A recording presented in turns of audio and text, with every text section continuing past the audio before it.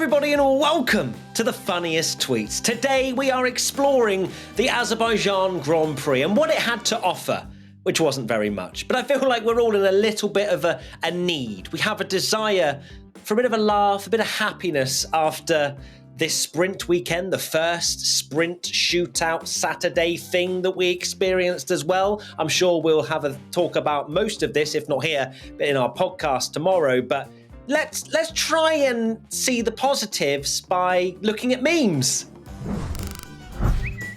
Now, before I dive into the first tweet, yes, I am wearing Red Bull merchandise. Let me explain. I wear this because apparently I have silly powers to jinxing people. So I thought if I kit myself out with everything, and I mean everything, I had the hat, the shirt, the backpack, a model car. I even went to the shop and bought a Red Bull can. Still didn't work. I'm currently training my powers up to take on the final boss, which is jinxing Red Bull, just to try and make this championship season exciting. This is what I do for you. Unless you're a Red Bull fan, in which case you probably don't want that to happen. Nick DeVries. The first tweet comes in from @O'Callaghan Emily. Nick taking one for the team to make sure we don't fall asleep. Yes, Nick DeVries has had a pretty diabolical start to his 2023 campaign. Of course, he had one race at Monza in 22 and everyone was absolutely buzzing at the performance that he managed. It hasn't really worked out for him, turns in a little bit too early and breaks his front left steering arm. And you have to say there was, I can't remember who else actually hit that. Someone else hit that same wall. I can't remember for the life of me, and I know the YouTube comments will be like, no, we did. But anyway, and they hit it even harder, but they hit it more flat on rather than just clipping it. And that unfortunately was the end of DeVries' race. But again, just not a weekend he's going to want to remember. @Gaming7274YT, the bad luck never stops for DeVries. I love how this is literally what everyone calls him. Not DeVries now, just DeVries. Would we say that turning in early is bad luck? I don't know. I just feel like, generally speaking, he hasn't been incredible since he's started this 23 campaign, and full well knowing he drives for AlphaTauri, which is Red Bull, which includes Helmut Marko, which means he doesn't have a lot of time in order to pick it up. I hope he does, because I'm sure he'll be kicking himself if he gets this opportunity out of nowhere and then isn't able to show his potential. He is a decorated racing driver. He's got a lot of awards and accolades. F2 champion, Formula E champion. He knows how to drive, but he still will be on a clock if he continues these performances. @Swimson comes in with Latifi out, DeVries in. Are we there yet? I don't think DeVries is the new Latifi. I just don't. We'll see. Let's see how we get on over the next few races. We've got another 4 races in 5 weeks, so we've got plenty of time to maybe weigh this up. But we needed something in this race, and I was going to say thankfully, but did it really change much of the race apart from Verstappen and Perez swapping positions, which I think everyone at the time thought, yes, Verstappen has to catch Perez, we're going to get a race. But it turns out if DeVries hadn't crashed, it would have been more interesting to see Perez catch Verstappen potentially. @DummyBatman8, Nick DeVries in 22, Nick DeVries in 2023. It's not far off, it really isn't. That's a good meme. Just wanted to say a massive thank you to Manscaped for sponsoring this video. Summer is coming. Are you ready to unveil your beach bod? Tommy, are you ready? I sure am. Manscaped is dedicated to helping you increase your confidence and level up your full body grooming game with the Performance Package 4.0. Tommy, you're going to be my glamorous assistant. Here we go. Okay, here we go. The kit comes with the Essential Lawnmower 4.0 waterproof cordless body trimmer and a ton of other liquid formulations to round out your grooming routine. Whether you're trimming your chest or the treasure chest in your pants, this is the best trimmer on the market. Inside the Performance Package, you'll also find the Manscaped Crop Preserver Ball Deodorant and Crop Reviver Ball Toner, an anti-chafing ball deodorant and moisturiser, because we know how painful chafing can be when you're wearing your bathing suit all day. No one likes nose hairs, so their package also comes with the Weed Whacker 2.0.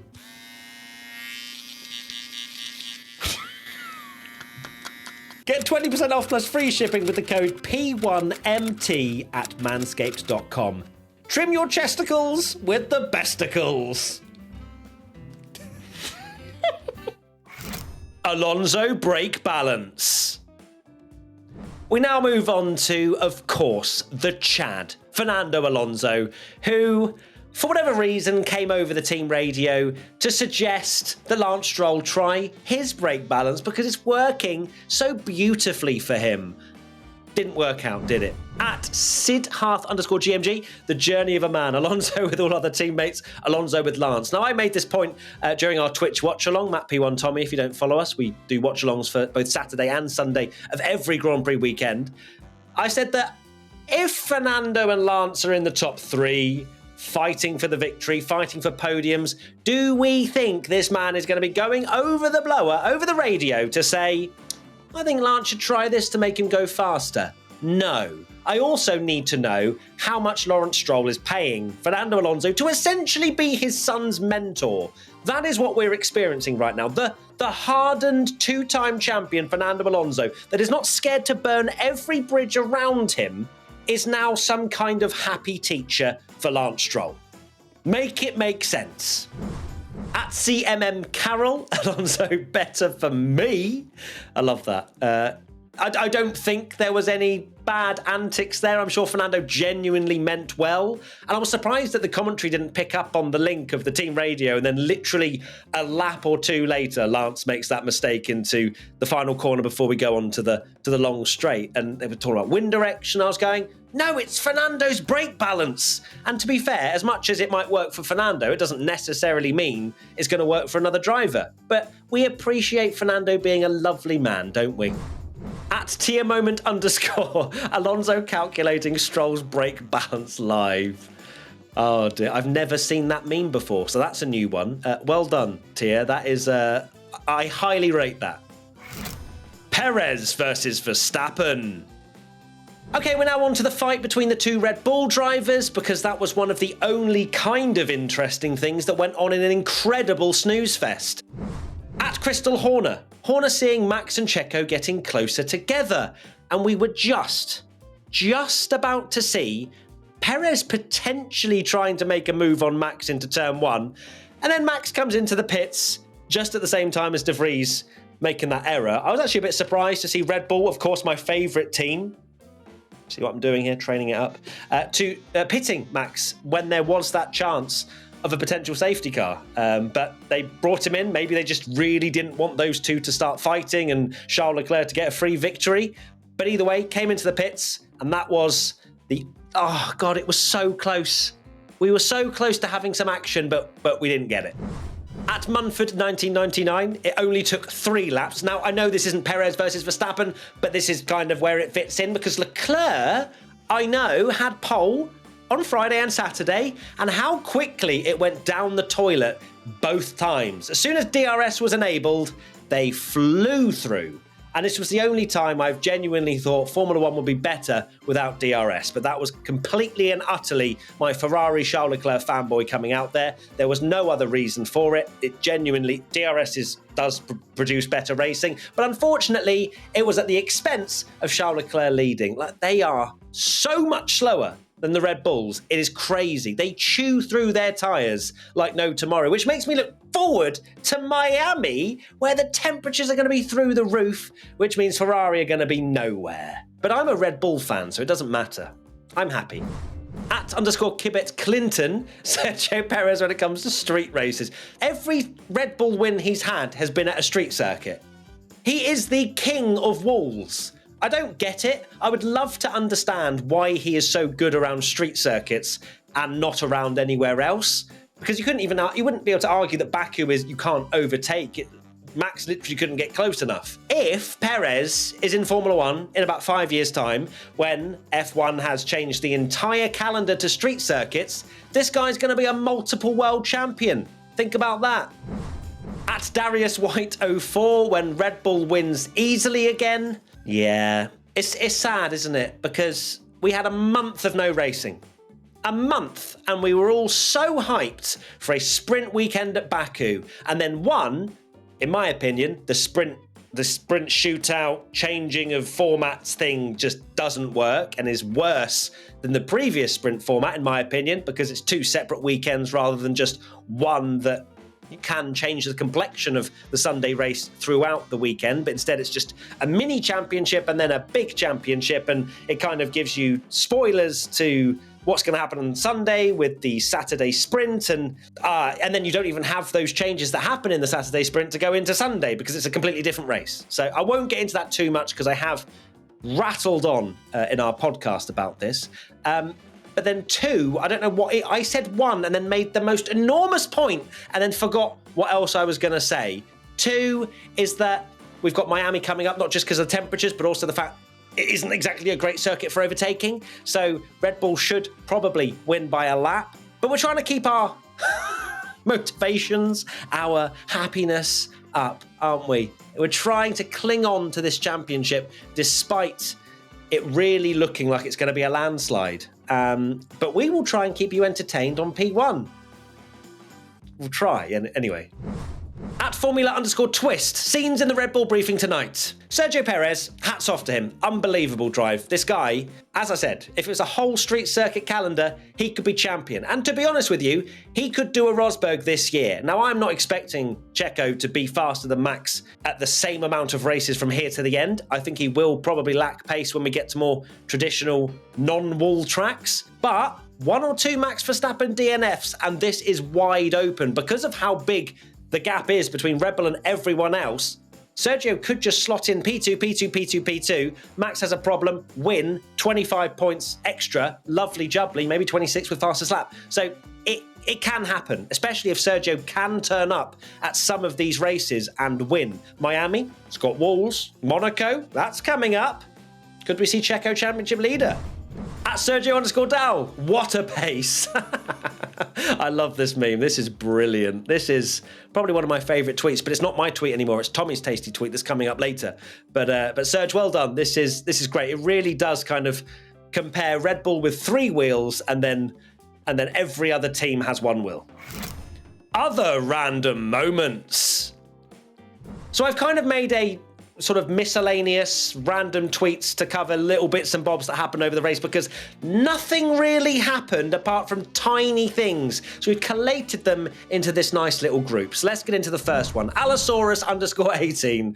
I asked for this in the Twitch stream and you delivered. Bottas and Gasly fighting for 18th, and it's the 2 dustbins GIF. I love it. This is one of my favourite videos of all time. So well done, Allosaurus. Next up is at Beef_Sand. Lance Stroll going into the pits for the most normal stop of his career. George Russell.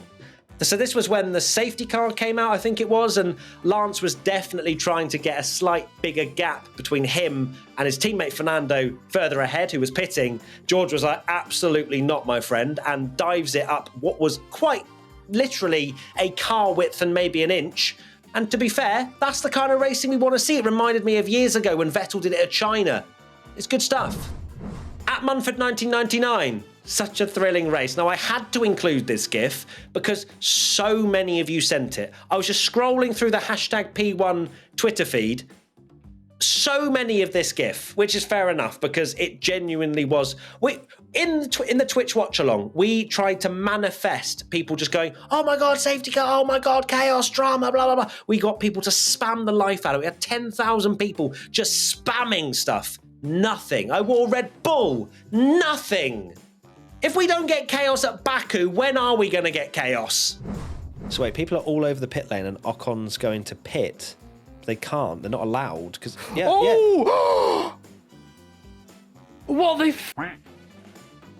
What the That's so dangerous. Why are they allowing people in the pits already? The race is still on. What are they thinking? Wait, what the hell?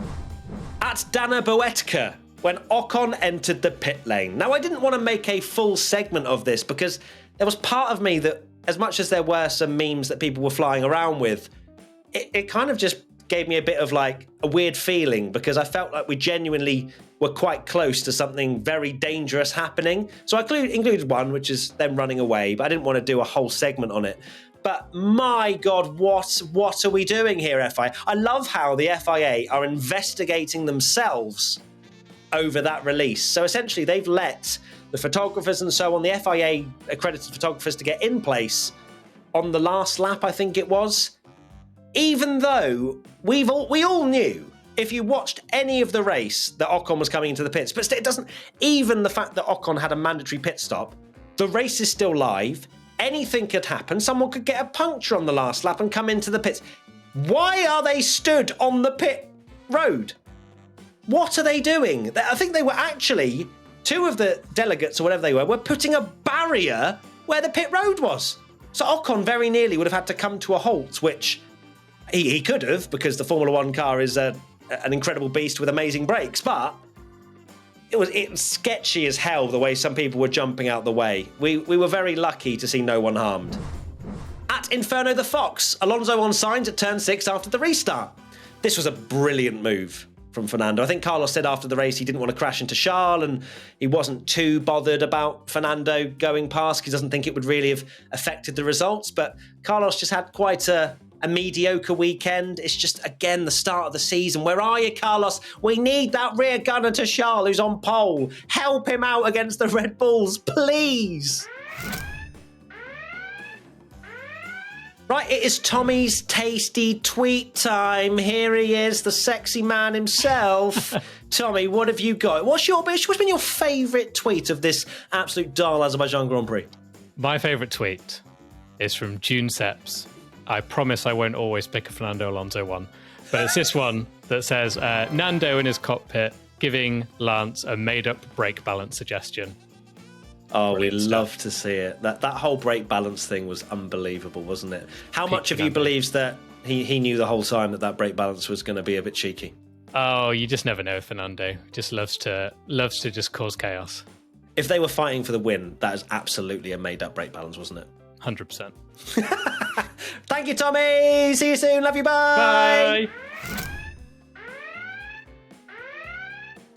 Right, there you go. That is the funniest tweets to the 2023 Azerbaijan Grand Prix. I'm so sorry not more happened or more that we could talk about in this episode, but realistically, it was an absolute stinker of an Azerbaijan Grand Prix. And where's is it 2017, 2018 Baku when it was absolute carnage? We need more of that. Someone needs to remind Azerbaijan and the Baku City Circuit to step it up, because they've extended, haven't they, to 2026 with their circuit contract. So next year they're going to have to sort their stuff out, all right? So anyway, we've got lots of content coming up for you. Do not worry. The podcast is coming out tomorrow or on audio platforms probably now whilst you're watching this video. So go and check that out, and we'll have lots of content coming your way. And we've got race week next week and pretty much every week between now and December. So lots of P1 stuff coming. See you very soon. Bye!